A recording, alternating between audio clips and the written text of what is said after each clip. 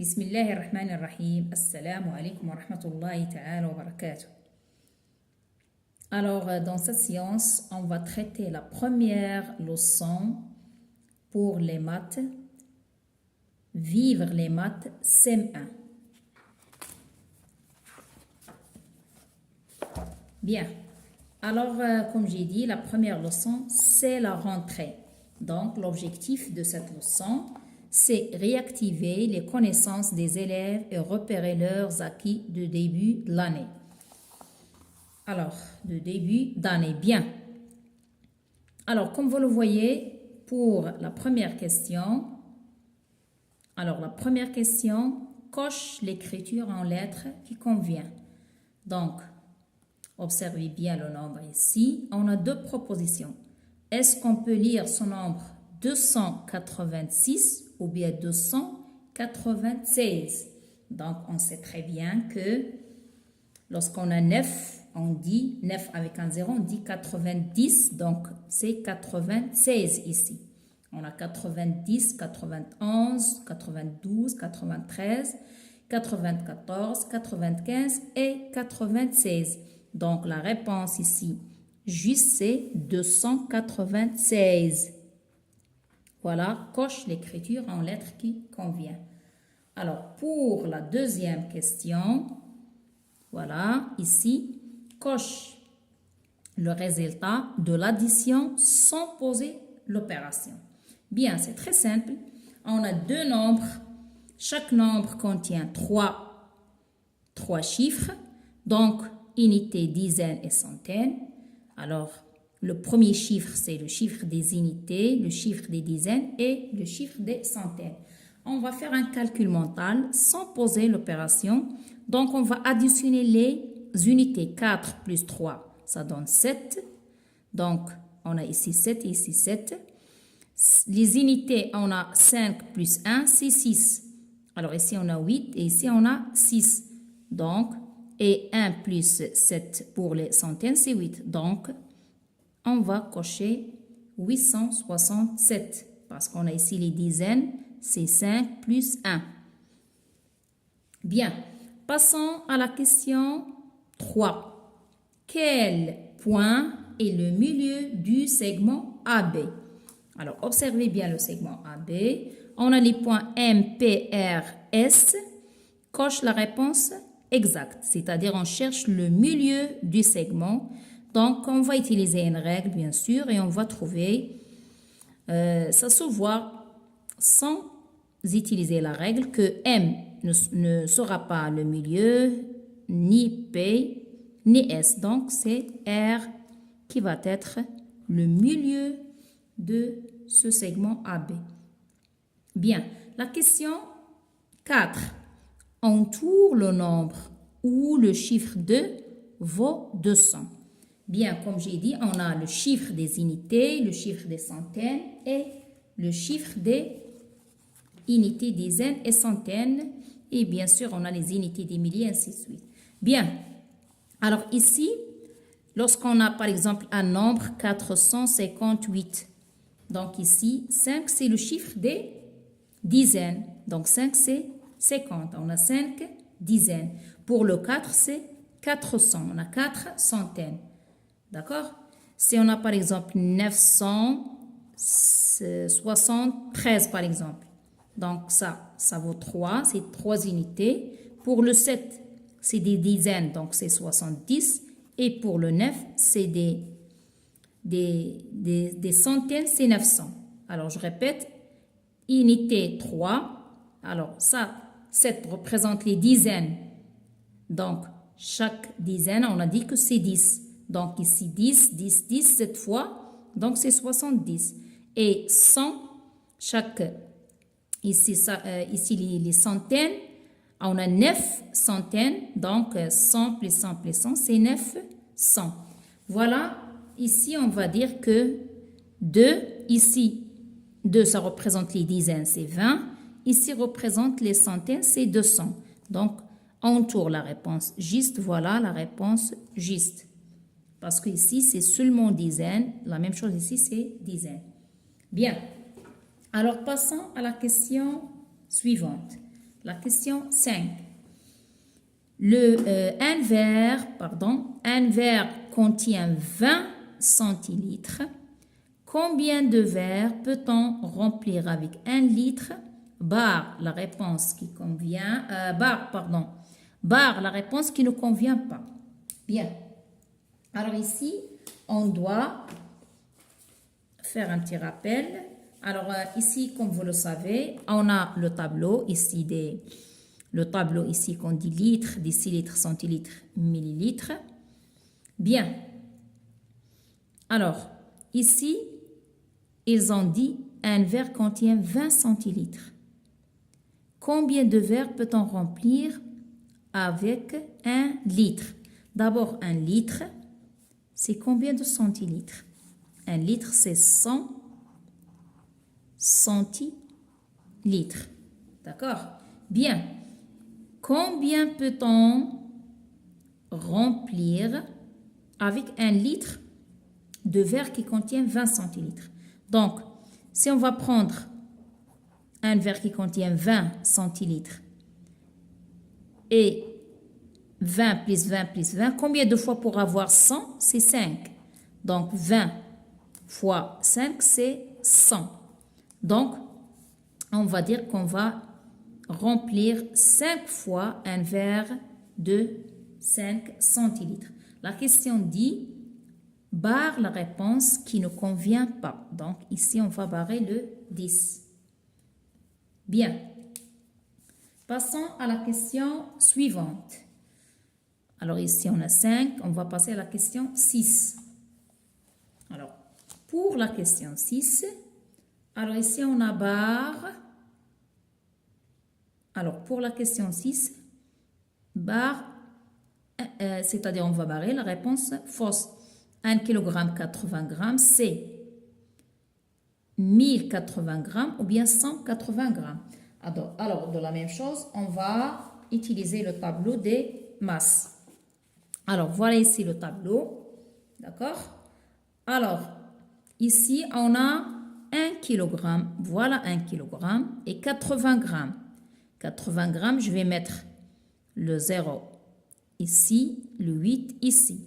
Donc, je complète par les zéros. Donc, 1 kg 80 grammes, c'est 1080 grammes et non pas 180 grammes. Donc, je vais entourer ou bien je barre ici. La réponse fausse, c'est 180. Donc, la réponse juste, c'est 1080 grammes. Bien. Voilà. Passons maintenant à la question suivante. Alors, 7, coche la réponse exacte. Alors, regardez bien ici, on a un cercle avec un centre, un rayon et un diamètre. Alors, la question c'est, coche la réponse exacte. Alors, le segment bleu, est-ce que c'est le centre, le rayon ou bien un diamètre? Alors, bien sûr, ici, si on va parler du centre, le centre, normalement, c'est un point. Donc, O qui va représenter le centre. Pour un rayon, voilà, le segment bleu, c'est un rayon. Et le segment rouge, c'est un diamètre. Donc, coche la réponse exacte. Passons à la question maintenant 8. Bien, pour la question 8, barre quand c'est faux. Alors, vous avez 1 cm, c'est 10 mm. 1 mètre, c'est 100 cm. Et 1 km, c'est 100 mètres. Alors, aussi, ici, on va prendre le tableau ici des longueurs. Alors, kilomètre, hectomètre, ainsi de suite. Voilà le tableau. Et après, on va vérifier. 1 cm. Voilà 1 cm. 1 cm, c'est 10 mm. Oui, c'est juste. Alors, ils ont dit barre quand c'est faux. Donc, ici, c'est juste. 1 mètre, toujours, c'est 1 mètre, c'est 100 cm. Pardon, 1 mètre. Ici, 1 mètre, c'est 100 centimètres. Oui, c'est juste. Et 1 kilomètre, c'est 1000 mètres. Ils ont dit 100. Ici, c'est faux. Donc, je vais barrer cette réponse qui est fausse. D'accord? Parce que 1 kilomètre, c'est 1000 mètres et non pas 100 mètres. 1 kilomètre, c'est 1000 mètres et non pas 100 mètres. D'accord? Bien. Passons à la question 9. Alex paie 8,60 € avec un billet de 20 €.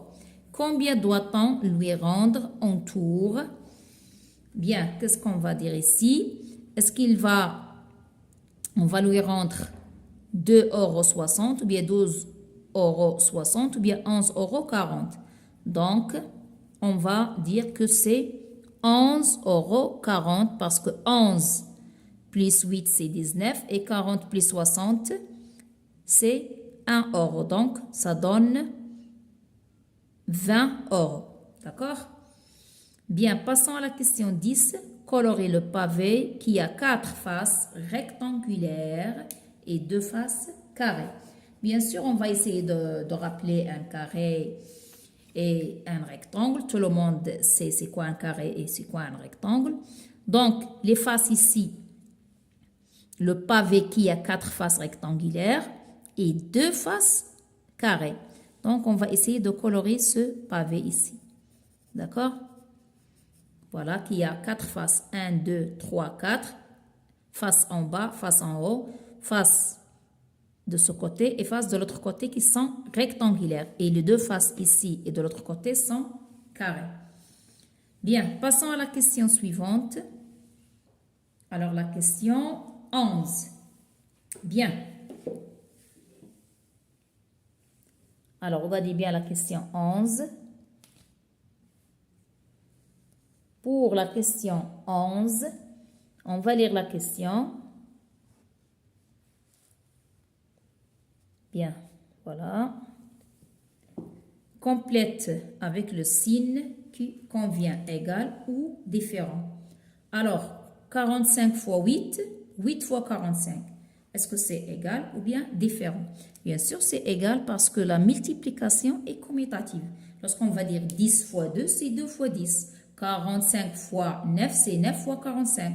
Donc, si on change la place, le résultat est toujours, on a toujours le même résultat, d'accord? Bien, parce que la multiplication, on dit qu'elle est commutative. تبادلية. يعني عملية ضرب هي عملية تبادلية. Bien, passons à la question 12. À midi, le pâtissier a vendu 20 gâteaux. Il lui reste 2 rangées de 10 gâteaux et 3 gâteaux. Combien de gâteaux avait-il en début de matinée en tour? Donc, c'est un petit problème très simple, seulement un peu de réflexion si vous voulez. Il faut réfléchir un peu. Et c'est très simple. Voilà comment on va faire. On va dire que on a ici 2 rangées de 10 gâteaux. 2 fois 10, c'est 20 gâteaux. Et on a 3 gâteaux de plus, c'est-à-dire 20 plus 3, c'est 23 gâteaux. Et il a vendu 27. Bien sûr, il lui reste, voilà ce qu'il lui reste. Il lui reste 23. Et il a déjà vendu 27. Donc, 27 plus 23, c'est 50. Donc, on va dire combien de gâteaux avait-il en début de matinée? C'est 50 gâteaux. Voilà, on tourne la réponse juste. Passons à la question maintenant 14. Le car est parti à 8h10 et il est arrivé à 9h15. Quelle est la durée de son trajet en tour? Alors ici, on va faire aussi une petite opération.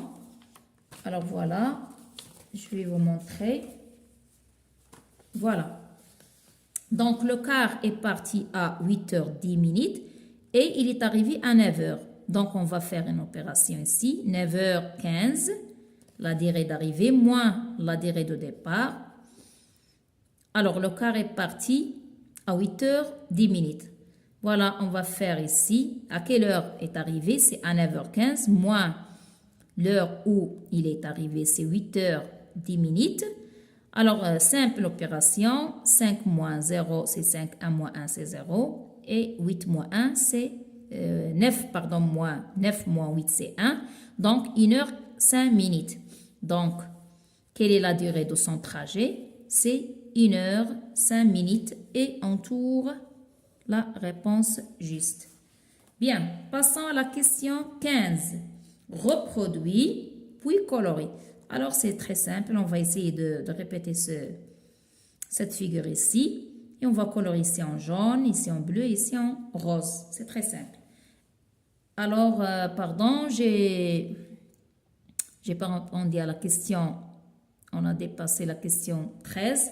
Alors, on revient à la question 13. Alors, pour la question 13, quelle est la longueur de cette ligne brisée? Alors, voilà une ligne. On va essayer de faire tout simplement la somme. Ici, on va faire la somme des centimètres. 3 cm plus 2 plus 3. Donc, 8 cm. Et on a 8 cm. Pour les centimètres, on a 8 cm. Et pour les millimètres, on a 8 et 5, c'est 13. 13 mm. Et 13 mm, c'est déjà 13 mm. Alors, si on va mettre ici les millimètres, voilà. Si on a 13 mm, c'est 1 cm et 3 mm. Donc, 1 plus 8, ça donne 9 cm. Et ici, il va rester 3 mm. Donc, la réponse sera 9 cm et 3 mm. D'accord? Parce que si on va faire la somme de tout ça, on va trouver 8 cm de 13 mm. Et le 10 mm, c'est 1 cm. Donc, c'est 9. Il va rester 3. Et voilà, ici, à la fin, vous pouvez faire, si vous voulez, ce tableau. Coche quand tu as réussi. Alors, vous avez les 20 questions. Alors, ici, 20 questions. On n'a pas terminé encore. Oui, il reste encore les questions suivantes.